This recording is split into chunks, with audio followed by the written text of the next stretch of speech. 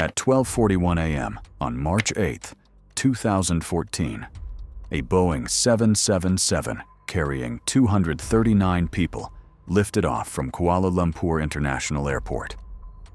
Its destination, Beijing.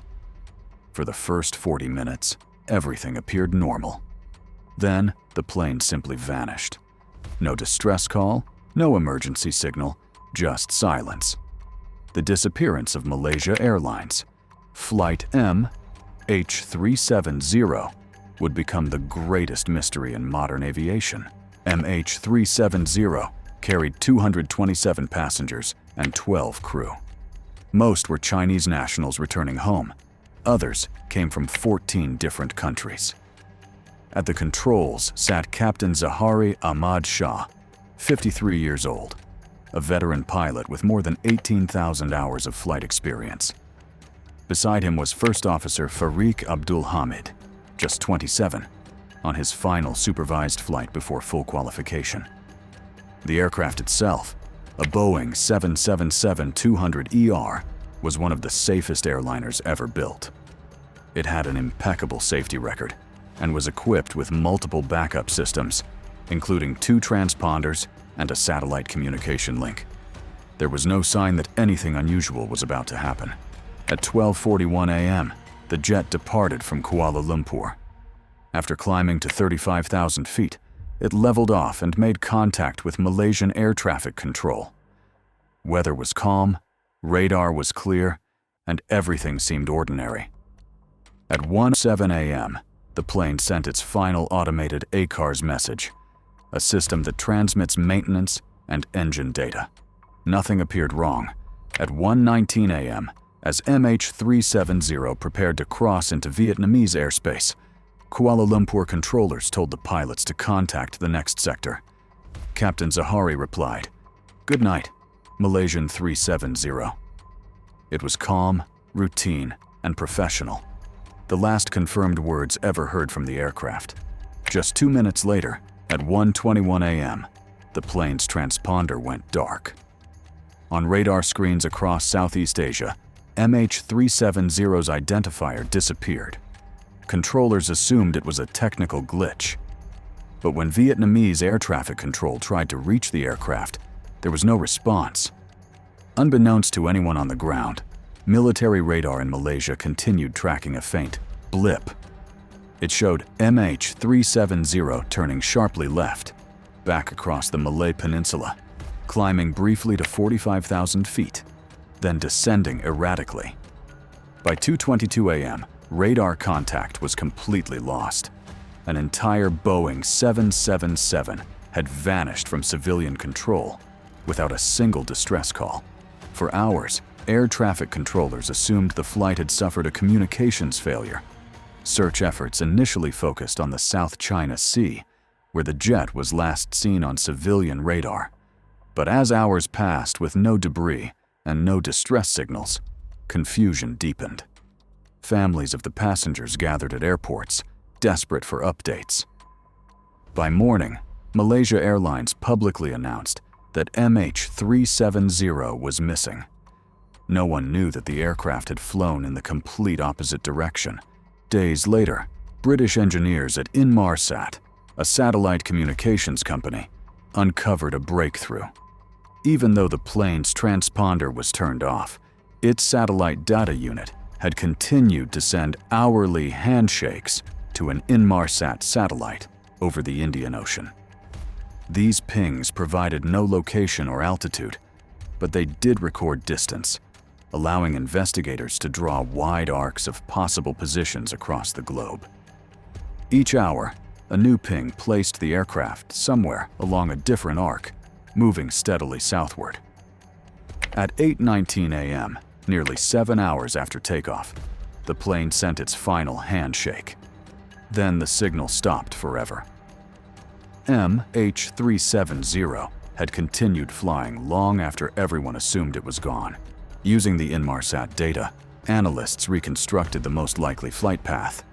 After turning back across Malaysia, the aircraft followed a straight course northwest over the Andaman Sea, then turned south, heading into one of the most remote stretches of ocean on Earth, the southern Indian Ocean. The last automatic handshake indicated fuel exhaustion around 8:19 a.m., suggesting the aircraft had flown on autopilot until the engines flamed out. It then descended rapidly into the sea. This new theory moved the search area thousands of miles away from the South China Sea to a desolate region west of Australia. A multinational search effort launched within days.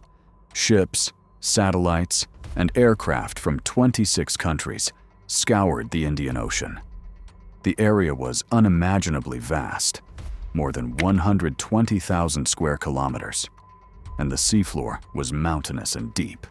Despite weeks of effort, not a single trace of MH370 appeared. For families, the lack of wreckage felt unbearable. Some clung to hope that the plane had landed somewhere. Others demanded answers from governments they felt were hiding information. The mystery consumed global attention, but every lead ended the same way. Nowhere.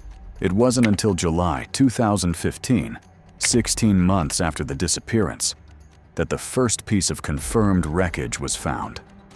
A fragment of a wing called a flaperon washed up on Réunion Island, east of Madagascar. It was positively identified as part of MH370. Over the next several years, more debris appeared on coastlines across the Indian Ocean, in Mozambique, Tanzania, Madagascar, and South Africa. Pieces of the interior, wing panels, and engine cowling were recovered. Each find confirmed that MH370 had ended somewhere in the southern Indian Ocean, but pinpointing the crash site remained impossible. With no black boxes, investigators could only theorize. 1. Catastrophic mechanical failure. Unlikely, because there was no distress call or debris field along the original route. 2. Fire or electrical failure. A fire could have knocked out communication systems, but it wouldn't explain the deliberate route reversal. 3. Crew suicide or hijacking. Captain Zahari's flight simulator showed test routes curving toward the southern Indian Ocean, similar to MH370's last known path, but there was no evidence of motive, distress, or instability. Friends described him as calm and professional. 4. Hypoxia or decompression event. A slow cabin depressurization might have rendered everyone unconscious. The plane could have continued on autopilot until fuel exhaustion. However, electrical patterns in the Inmarsat data suggest active system management, implying someone conscious was at the controls. Every theory fit some facts and contradicted others. None could explain everything. By analyzing the satellite data and flight simulations, experts believe MH370 flew south on autopilot for 6 hours. At around 8 a.m., the right engine likely flamed out, followed minutes later by the left. The autopilot disengaged, and the aircraft entered a steep, uncontrolled descent, possibly a spiral dive. 2 minutes later, at 8:19 a.m., the final digital signal was sent as the systems lost power. Moments later, MH370 would have struck the ocean at near supersonic speed, disintegrating instantly. No one knows if anyone on board was conscious at that time. For the families, the tragedy was almost unbearable. At Kuala Lumpur and Beijing airports, relatives waited for days, clinging to fading hope. Rumors of radar sightings, distress signals, and floating wreckage came and went.